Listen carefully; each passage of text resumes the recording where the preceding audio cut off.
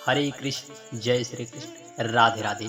पहले तो आप सभी को इस भाद्रपद के कृष्ण पक्ष की एकादशी, अजा एकादशी की ढेर सारी शुभकामनाएं भगवत जनों को। सभी श्रोतागणों से यह निवेदन है कि आप सभी लोग इस भाद्रपद के कृष्ण पक्ष की एकादशी, अजा एकादशी की व्रत की कथा को संपूर्ण अवश्य सुनना, क्योंकि कथा सुनने का ही हमारे शास्त्रों में विशेष फल मिलता है। ऐसे में आज आप सभी लोग देख सकते हैं भाद्रपद मास के अजा एकादशी, पद्मा एकादशी की चर्चा हम पद्मा एकादशी आने पर करेंगे, परंतु आप लोग देख सकते हैं इस चैनल पर आपको कहीं यहाँ वहाँ की चर्चाएं नहीं दिखाई सुनाई जाती। आपको जो चीजें दिखाई जाती हैं शास्त्र प्रमाण के साथ। आप लोग अब देख सकते हैं कि अजा एकादशी की कथा है और आप देख सकते हैं कहाँ से इस कथा को देखिए। आप देख सकते हैं इस कथा को जो है संक्षिप्त आपको पद्म पुराण से यह वर्णित कथा है। पद्म पुराण की आप देख सकते हैं। आप जब भी जो है पेज नंबर 670 पर जब जाएंगे तो आपको अजा एकादशी के व्रत की महत्वता एक पेज पहले या कम पर मिलेगी। आप देख सकते हैं जो चीज़ें ऑथेंटिक दिखाई जाती है बिल्कुल ही शास्त्र प्रमाण के साथ। आप लोग कथाएं तो उनसे बहुत सी सुनते हैं, परंतु जो चीज़ें आपको शास्त्र में वर्णित हैं इस चैनल पर आपको उन्हीं चीज़ों को सुनाने का प्रयास किया जाता है। साथ ही साथ आप सभी लोग आगे भी भगवान श्री कृष्ण की कुछ कथाएं अवश्य सुनेंगे। और सबसे पहले आप सभी लोग जो है इस कथा को बड़े ही प्रसन्नचित भाव से श्रवण करें, क्योंकि अजा एकादशी के व्रत की कथा अवश्य। वैसे तो साल भर में 24 एकादशी पड़ती हैं। सभी एकादशी की चर्चा आप लोग सभी माह में सुनते आते हैं, समझते आते हैं, और सभी एकादशी का अपना अपना अलग पुण्य फल है। और इस अजा एकादशी का क्या पुण्य है, इस कथा को सर्वप्रथम किसने बताया था, किसने सुना था, तो आज हम सभी लोग यही कथा सुनेंगे। और आपको बता दें, आप आगे पढ़ेंगे, सुनेंगे कि इस अजा एकादशी की कथा को सुनने से, व्रत की कथा को सुनने से अश्वमेध यज्ञ के बराबर जितना पुण्य होता है उतना फल केवल अजा एकादशी की कथा को सुनने मात्र से मिल जाता है। धर्मराज युधिष्ठिर ने पूछा, जनार्दन अब मैं यह सुनना चाहता हूँ कि भाद्रपद मास में कृष्ण पक्ष में कौन सी एकादशी है, कृपया बतलाइए। तब भगवान श्री कृष्ण बोले, राजन एक चित होकर सुनो, भाद्रपद मास के कृष्ण पक्ष की एकादशी का नाम अजा एकादशी है। वह सब पापों का नाश करने वाली बताई गई है। जो भगवान ऋषिकेश का पूजन करके इनका व्रत करता है उसके सारे पाप नष्ट हो जाते हैं। पूर्व काल में हरिश्चंद्र नाम के एक विख्यात चक्रवर्ती राजा हो गए। आप लोग वही राजा जो है प्रभु रामचंद्र जी के कुल में ही उत्पन्न हुए हैं। राजा हरिश्चंद्र की कथाएं आपने जरूर सुना होगा। सत्यवादी राजा हरिश्चंद्र की, वही राजा हरिश्चंद्र हैं जिन्होंने सत्य के प्रति अपना सब कुछ समर्पित कर दिया था, केवल सत्यता के ही लिए। तो आज उन्हीं की कथा हम सभी लोग सुनेंगे कि किस प्रकार उन्हें पुनः उनके राज्य की प्राप्ति हुई थी। उन्हें अपना पुत्र पत्नी तक बेचना पड़ गया था, क्या कारण था। पूर्व काल में हरिश्चंद्र नाम के एक विख्यात चक्रवर्ती राजा थे, जो कि हरिश्चंद्र प्रभु राम के पूर्वज ही थे, ऐसा शास्त्रों में वर्णन है। जो समस्त भूमंडल के स्वामी और सत्य प्रतिज्ञ हैं।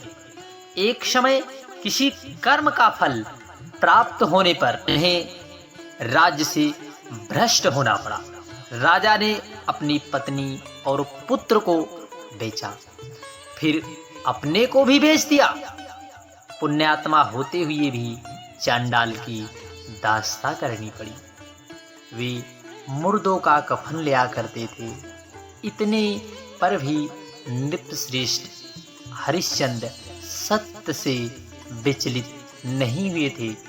चंद्र टरे सूरज टरे, टरे जगत व्यवहार, टरे न हरिश्चंद्र के सत्य विचार। देखिए सत्यता के लिए इन्होंने, सत्य के लिए अपने आप को भी बेच डाला, पत्नी को भी और पुत्र को भी, क्योंकि सत्य पर यदि भक्त चलता है सत्यता पर तो निश्चित है वह सत्य परेशान होता है, पराजित नहीं होता। आप कथा में जरूर सुनना।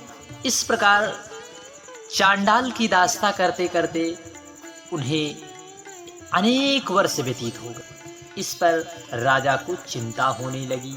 वे अत्यंत दुखी होकर सोचने लगे, क्या करूं, कहाँ जाऊं, कैसे मेरा उद्धार होगा। इस प्रकार चिंता करते करते वे शोक के समुद्र में डूब गए। राजा को आतुर जानकर कोई मुनि उनके पास आए। वे मुनि ऋषियों में श्रेष्ठ बाबा गौतम, महर्षि गौतम, श्रेष्ठ ब्राह्मण आया देख नित्य श्रेष्ठ ने उनके चरणों में प्रणाम किया और दोनों हाथ जोड़कर गौतम के सामने खड़े होकर अपना सारा दुख भरा समाचार सुनाया।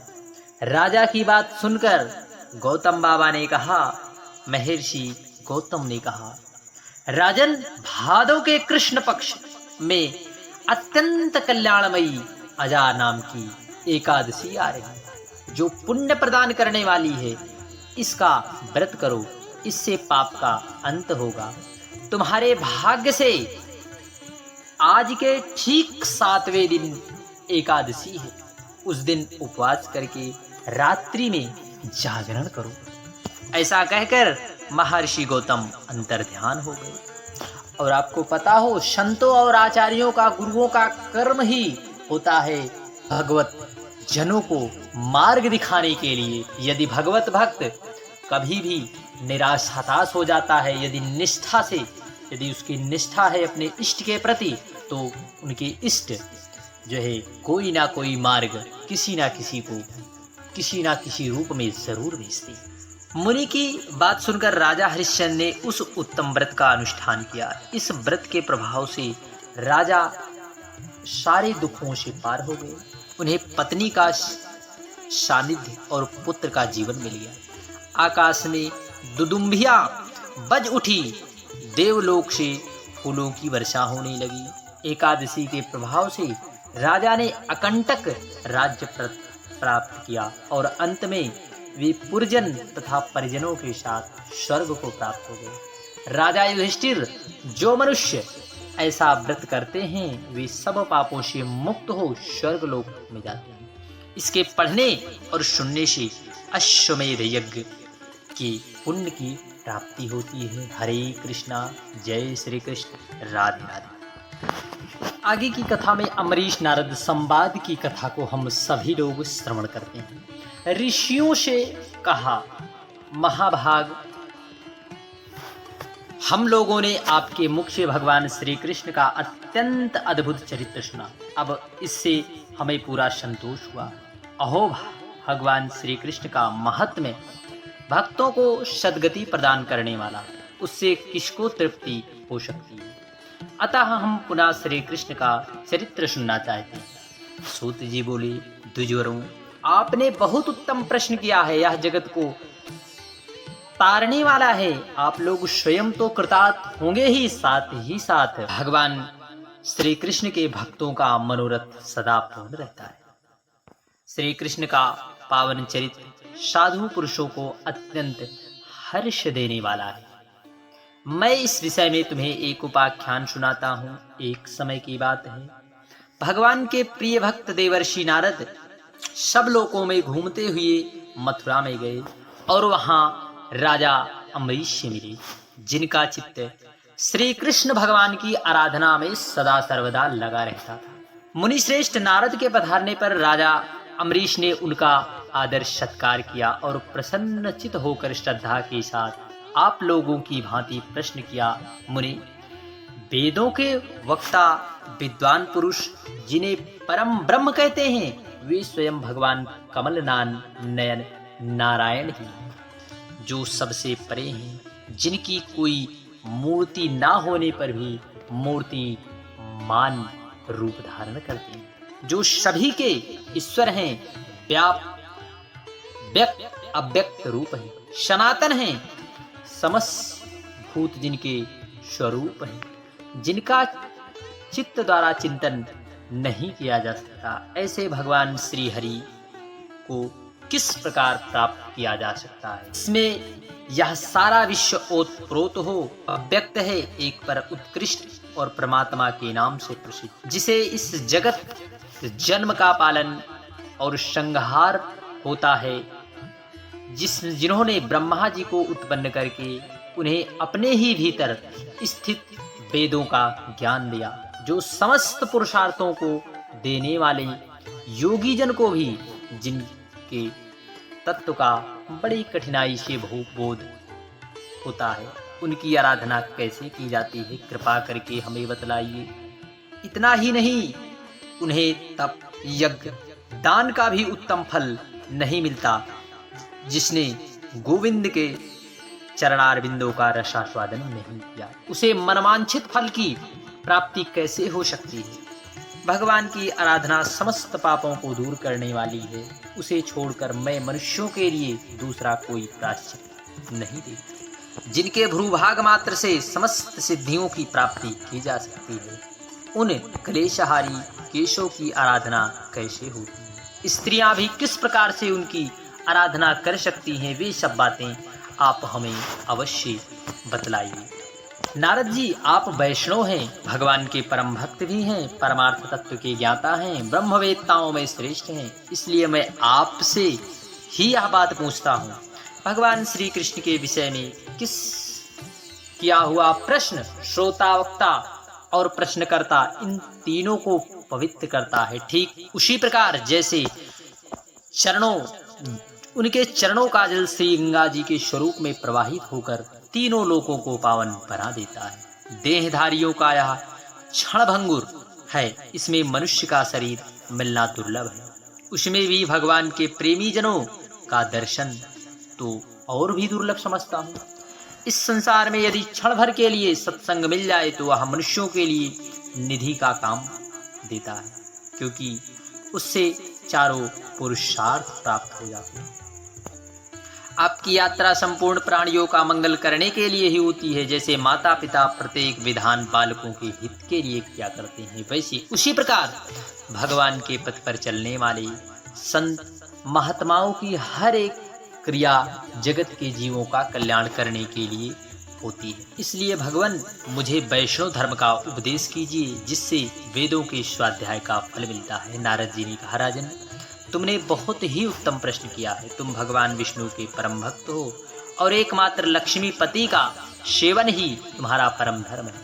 जिस भगवान की आराधना करने पर समस्त विश्व की आराधना हो जाती है तथा जिनके सर्वदेवमय श्री हरि के संतुष्ट होने पर सारा जगत संतुष्ट हो जाता है, जिनके स्मरण मात्र से महापातकों की सेना तत्काल थर्रा उठती है, वे भगवान श्री नारायण ही सेवन के योग्य है। राजन, सब और मृत्यु से घिरा हुआ कौन ऐसा मनुष्य है जो अपनी इंद्रियों को सकुशल रहते हुए श्री मुकुंद के चरणारविंद में अपना ध्यान लगा सके। भगवान तो ऋषियों और देवताओं के भी आराध्य देव हैं। भगवान के नाम और लीलाओं का श्रवण, उनका निरंतर पाठ, श्री हरि के रूप का ध्यान, उनका आदर तथा उनकी भक्ति अनुमोदन है। ये सब मनुष्य को तत्काल पवित्र कर देते हैं। भगवान उत्तम धर्म स्वरूप हैं, वे विश्व के द्रोहियों को भी पावन बना देते हैं। कारणों के भी कारण हैं, किंतु उनका कोई कारण नहीं है। वे तो योगी हैं, जगत के जीव उन्हीं के स्वरूप हैं, संपूर्ण जगत ही उनका रूप है। भगवान श्री कृष्ण की निर्मल कथाएं सुनने को मिलती हैं, जो आत्मा, मन तथा कानों को अत्यंत सरस एवं मधुर जान पाती हैं। भगवान के भाव से हृदय में प्रगाढ़ प्रेम होता है, इस बात को तुम स्वयं जानते हो। तथापि तुम्हारे गौरव का ख्याल करके संसार के हित के लिए मैं कुछ निवेदन करूंगा, जिसे पर ब्रह्म कहते हैं। जय श्री